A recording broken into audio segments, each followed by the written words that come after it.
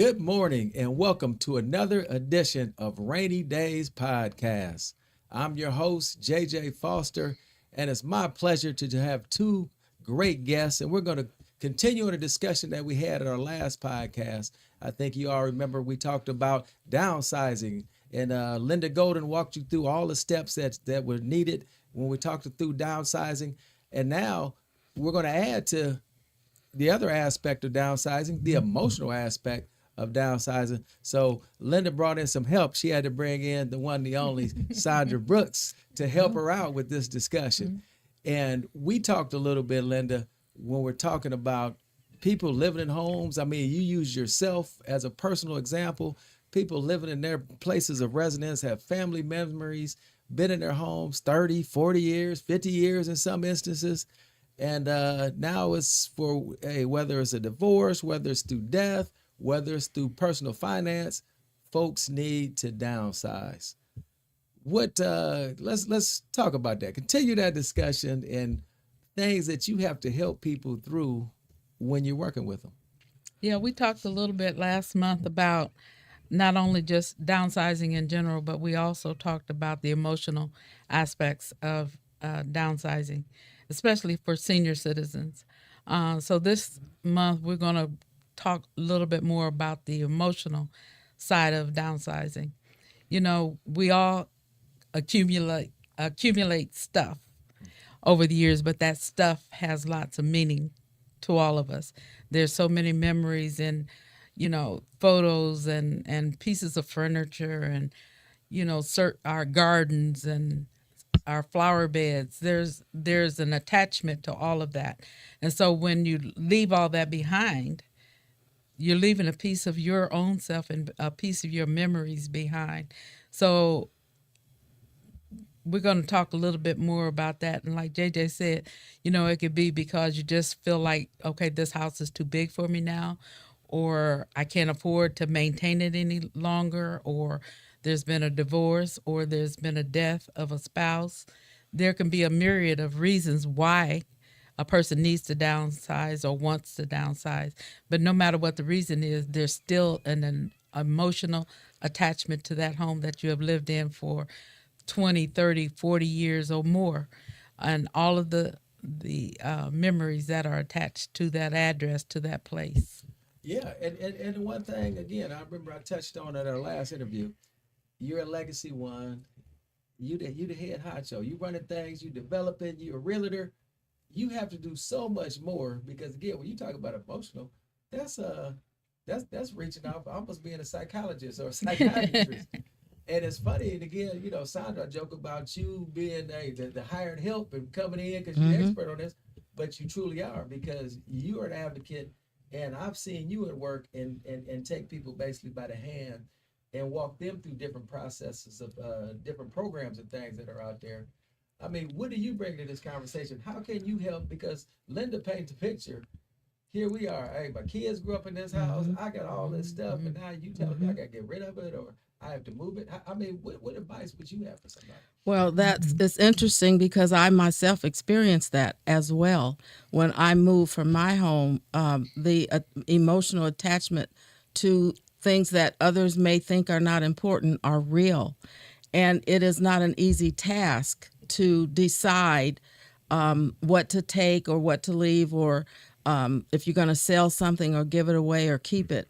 I was working with one potential client as she was thinking about moving from her home, and the stuff in her home was a lot for her to take in. And as a matter of fact, as we began to talk about, moving, cleaning out closets and adjusting to things that she would have to decide to take or not, it was too much for her. And so she stopped the process. And we talked about making those hard decisions if you're going to move, because moving in her case was downsizing and not having to take so much stuff. And I know, again, myself personally, when I moved from my home, I had planted 2 lilac bushes, my very favorite flowers, and I named them after my grandchildren. And when I moved, obviously I didn't pull them up. And from time to time, I would drive back by my old home and I'd look for those lilac bushes. And so it was kind of a painful decision for me to that I had to make when I knew that it was time for me to downsize. So I can use my experience to help another client make those decisions and do what they need to do as they're starting that process. And it's funny, you went to lilac bushes. Linda, last time we talked last month, she talked about her garden, and the first thing she opened up with was her garden. So you both are talking about things even outside the home, which, like you said, that's something you can take. How do you decide? How do you decide on what you're going to take, what you're going to leave? I mean, I guess both of you through personal experience, and then B, to what are you telling people? How do you help them decide? Well, for me, I think I started with, there were containers and boxes and whatever that had been stored away, and we had not even looked at them for years. So I started there, and I didn't even go through them. I just got rid of them. We had stuff in the attic. Hadn't been up there for years. They've been there for years. Just got rid of it. So to me, that's a good place to start. We do that even in our, just whether we're downsizing or not. If we got this container over here and haven't even looked at it, hadn't used anything out of it for a year or more, that's a good place to start, to just start getting rid of stuff. And I didn't throw away a whole lot. I gave away a whole lot. So I think that is a good way to start your downsizing. And, and I also would recommend that even in your everyday life, you're continually, as you bring in something new, give something away. So you don't have that big accumulated mass of boxes and storage boxes and bags and that you need to go through. I like that. So kind of out of sight, out of mind.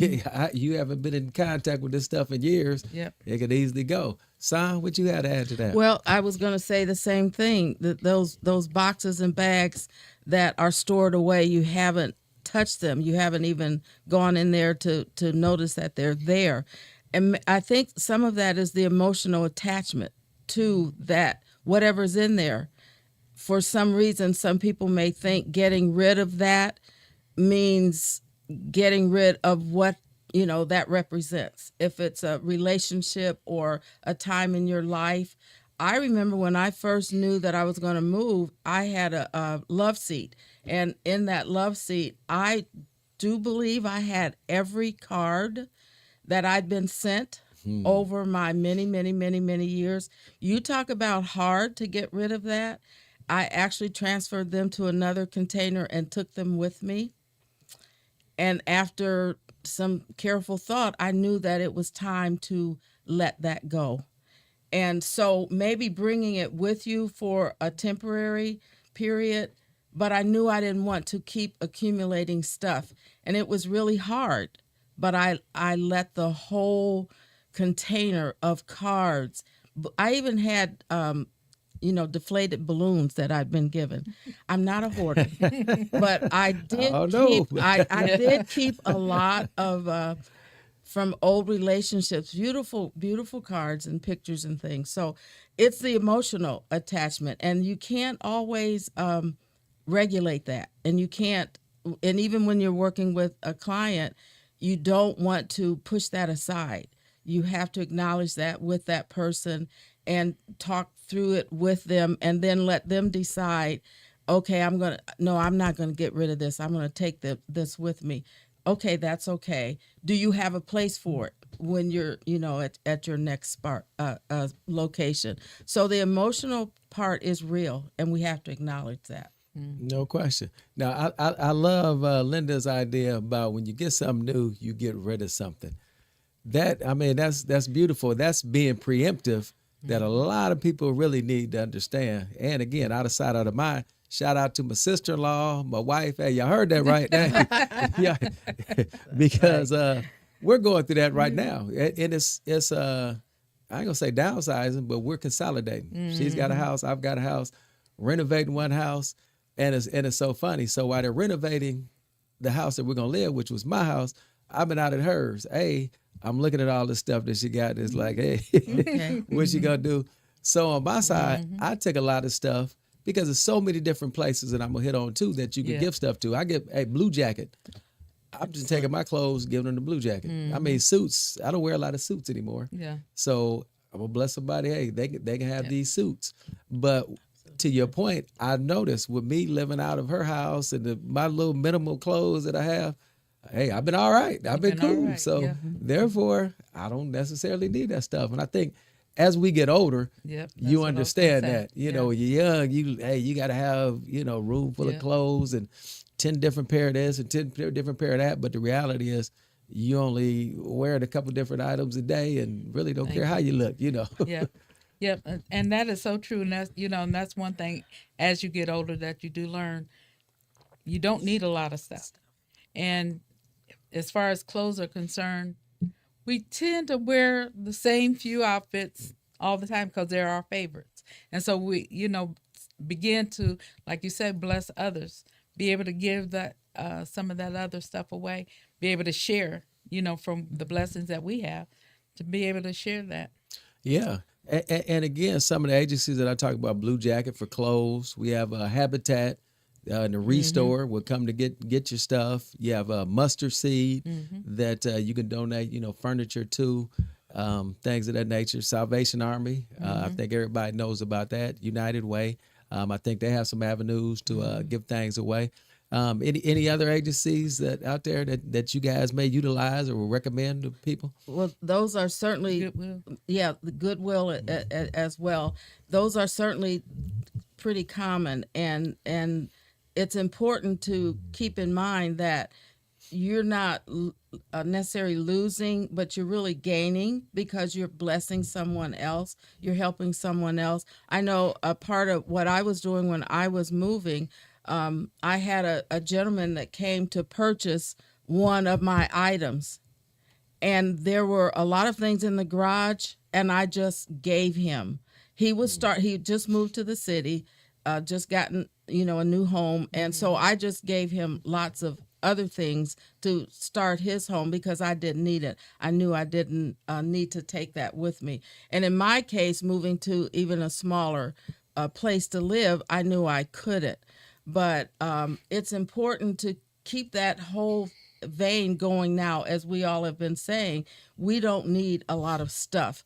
And if we all would probably look in our closets, in our cabinets, we have too much stuff. I do think our society, I don't know where it came from, or we need to back up because we've got too much stuff. And even I think some of the agencies might be overwhelmed with our stuff because you can only use so much. You can only wear so many clothes, for example. And I do try to practice that today. If I bring in something new, I try to remove at least two things from my closet, for example. And I'm very careful.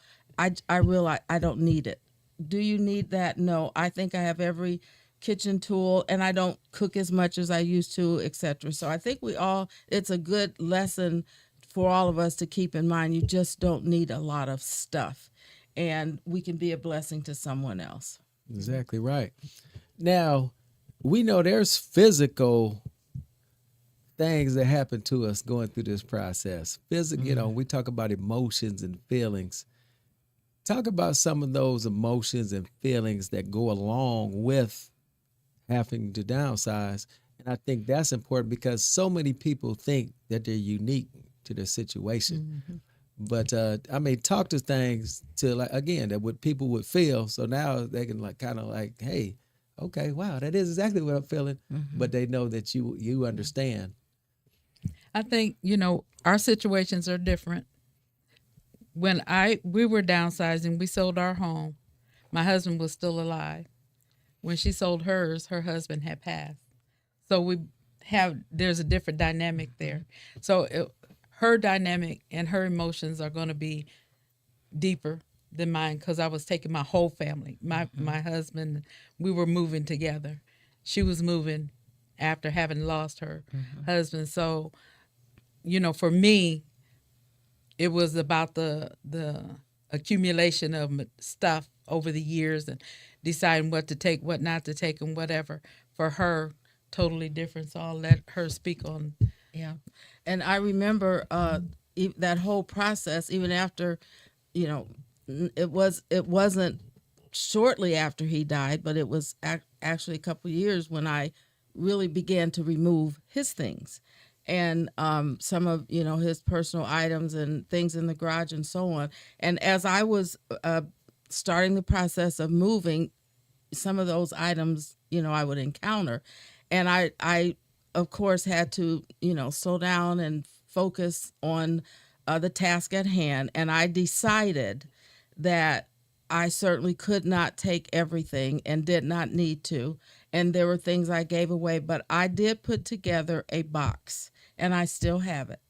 And in that box were, some important pictures, our wedding license, things like that. And that helped me to adjust to not only losing the home that we shared together, but him as my husband. So I have at my home, and it's still in storage, so to speak, but it's in a place that's important to me. So I didn't feel that I was it, forgetting him or leaving him, but I knew that it was time to move on. So for me, putting together a memory box was very important, and I think that helped me to adjust to the whole process of moving and leaving. Okay. Let me put it like this. So with both of your situations, y'all both had your homes, you were in there. Was there a period of anxiety? Lots of anxiety My goodness. on packing. When you look at everything that you have, you become overwhelmed. You know, actually, I had a flood in my house not too long ago. So I'm anxious right now because my whole house is tore apart. I feel the same way today in this situation as I felt then because it was overwhelming. They want me to move my furniture. They want me to take my clothes out of the closet so they can get in there and work. It was the same thing, in as we were moving, just the anxiety of so much stuff facing me at one time that needed to be done and needed to be done by a certain date because I had sold my home. Right. So when, and I think we were, the house was, I think I had 3 days after closing when the new owners would take possession of the house. And so just 35 years worth of everything. How am I going to pack all this up? I mean, it wasn't even just our stuff, but I'm very close with my grandchildren. My grandchildren were with me growing up almost every weekend. So we had swing sets. It wasn't just me, but it was swing sets and kids stuff and all. You would have thought it was my young family, but it was my grandkids and all and I took all of that with me, because they still come to my house and they want to play and all of that. But it was so overwhelming. Now, I was blessed to be able to have movers come in and help me to pack and help me to move. And then my grandkids were great. My kids were great to be able to come and help me. But it was still overwhelming to me because at the end of the day, I would sit down and I would look at all this stuff and I'd start packing some stuff and trying to label boxes. So well. It's a lot. Yeah. Okay. So so for Miss Linda, I heard anxious. I heard overwhelming. Some grief. Again, these are all, that's what I want to tap into, those emotions so people understand that when you're going through that, yes, these are real feelings. You're not by yourself. These are things that do occur, but you stick to the task at hand. You put a plan together. What about fear of regret? Do you have any fear of regret? I do. I was going to say another emotion is nostalgia. I know for me in my home, one of the most important parts of my day was when I'd get up in the morning, went in the kitchen. I had a window that looked out into my yard, that beautiful flowering tree and a big backyard. And I don't have that in my current apartment. And to this day, sometimes I regret. So that's an emotion, a feeling that you're going to have moving. I miss that part of my home. I miss just being able to look out the window and see the birds. And I would always see the robins, at the beginning of spring. So yes, there's nostalgia, there's regret, there's guilt. Sometimes why did you do that? You should have stayed in that home. You should have kept that. And for whatever reasons, that was a decision I had to make at that time. So you don't dwell in that guilt. But I experienced it. I thought through it. I accepted it, and I moved on. But I do miss my window to this day. I miss my window. Perfect. Now, both of you guys had homes to move into. You had places to move into. You downsized from your homes to still your homes. How do you handle clients, or some folks by circumstance have to move in with family members, or have to take on roommates or whatnot? What kind of advice, and again, how do you handle that situation? We talked last month about one of my clients, probably one of my first senior clients that needed to move with her daughter, and the assistance that she needed. Her husband had passed away, and so she was moving with her daughter, and she was very concerned about. She had really, really nice antique pieces, and so her concern was about getting them from Fort Wayne to where her daughter, because her daughter lived out of state. And so just being able to help her find the resources. I, did research, and I found a trusted place that would care about packing her nice pieces up and getting them shipped safely across the United States. But, you know, uh, I can remember us sitting at her table in her kitchen, that where she liked to sit and look out her window, and we just have a conversation, and she'd tell me about her husband, and she'd tell me about her daughter, and she'd tell me about certain pieces that she had that had certain meaning to her. But I think as real estate brokers also, it's never just about selling a house. You have to know the client that you're serving, be able to listen to them. Some people are just, I'm going to buy this house and I'm moving on. That's good. But it doesn't always happen that way. Sometimes you get a client that, like in our situation, it's a very emotional experience, and for her, she was even leaving the city, Yeah. that she had known and so she was leaving everything behind. And so very, very emotional time for her. And I'm grateful that I was able to walk through some of that with her. Perfect. Son, you had something? Well, no, I've not had worked with anyone in terms of moving with someone else or moving out of the city, but just even thinking of the whole process of moving, it is an emotional one, and for some it's something they have to do for whatever reason, or they may be forced to do it. So my role and our role as realtors is to walk through it with them and listen to them and hear them clearly, not brush aside their concerns. I think back about the one client that I began to realize she was overwhelmed with the whole thought of moving, and I knew I had to back off on even just some of the general questions and discussions that you would have as you're working with a person who's about ready to put their home up for sale. And just discussing things was a little bit much for that homeowner. And you just have to be aware of that and be patient with them, walk through it with them, and then be prepared. In this case, I'm not ready to move yet. And just be prepared to accept that, because it is not a simple, it's time to go somewhere else. It's very difficult to move.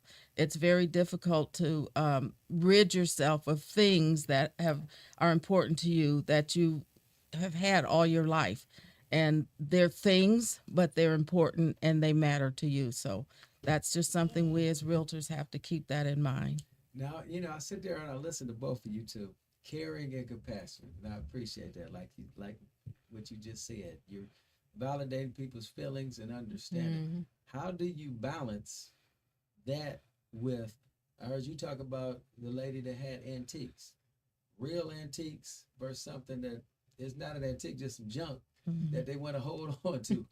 How do you balance between, uh, you know, keeping it real, but kind of like, look, this is worth $5, this out of date, Yeah. but folks that want to hold on to their stuff and it falls back into that nostalgia and what it may mean to them, but they just really don't want to let it go. But at the end of the day, it's junk. Yeah. Yeah. I think at the end of the day, it's their decision. Yeah. You give your best advice.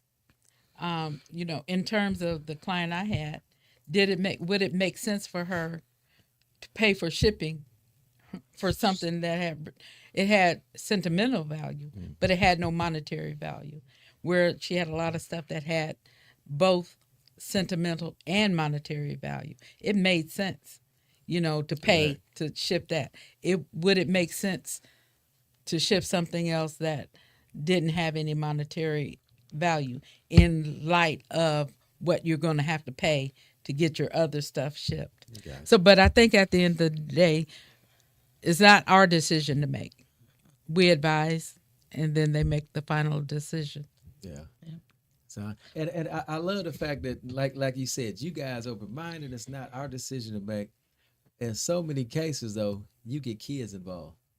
That's coming through. That's a whole And nother that, part. Mama, that's some junk. Mama, let's get rid of it. They want to throw everything out. That parent was like, hey, talking, they want to hold on everything. Siblings aren't as compassionate, as caring as you guys. And have you been caught up in any situations like that in between, an older couple that's downsizing and the kids getting involved? Well, I did in a small way with a particular client, but I stayed out of it. I knew it was between the parent and the child. It was an adult child and the parent, but I knew that my role was just to help that the parent who was considering being selling her home. I decided I couldn't. I had to back out because I didn't know the dynamics. I didn't understand the relationship, and I wanted to do what was best for my client. So in some cases, you do have to back out. And there was a different client that called me and was ready to put the home up for sale, and the son said no. No, no. So you back off. You let the person make the final decision. Gotcha. Yeah, in those family dynamics, I tend to back away also. That's not a place for us to be when there's discrepancies within the family. One family member wants one thing and the homeowner wants another thing. They have to work that out. I never get in between them on those conversations. Gotcha. And sadly, those are out there, and they happen more often They happen than not. very often. Yep. Yeah. Okay. Now we done got to that time. I told you, it goes real quick. It See, is. everybody always coming like this is the dentist office, but it's never the dentist office. We have good conversation because you guys are knowledgeable. You have any parting shots that you guys would like to tell the folks out there? Well, just if you know that this is something you have to do, there's a process. Your friendly realtor will certainly walk you through it. Accept all the emotions that come with it. Own it. Don't be afraid of them. Talk through it with your realtor, with your family. At the end of the day, it is your decision. And when you make that decision and you move forward, you're going to be fine. It's a season in life. And that season, once you get through it, you'll adjust to the next season. And we all have seasons in life where we have to make certain decisions. Just make them, like you said, and own it and walk in it. it is going to be okay at the end of the day. All righty, perfect. You guys know I never like to step on anybody's toes. Those were excellent parting words from two wise young ladies. So, hey, if you need great help, this is a great place to start. And as you know how we do in R.A.N.I, the Realtors Association of Northeast Indiana, it is a committee of experts and friendly folks that are willing to help you in any way that we can. Again, that might not be my lane, but you know what? I've got R.A.N.I members such as Linda, such as Sondra, Exactly. that I can direct you towards, and we can get you whatever help that you may need. This is what R.A.N.I is designed to do, to help our community, to be out there and get you the resources and assistance that you need. One of the reasons we decided to come up with this podcast, so we can stretch out, we can touch more households, more families. These are the things that we do. So feel free, again, reach out to us at R.A.N.I. There's Facebook page, Instagram. They got us hooked up. Whatever social media aspect there is, you can always reach out and figure out, find out what is going on. So until next time, I am your host, JJ Foster. Next month we'll be talking foreclosures and bankruptcies. Again, have two more experts coming on that are from R.A.N.I, and we'll be discussing those things. But until then, we are out of here. Have a good day.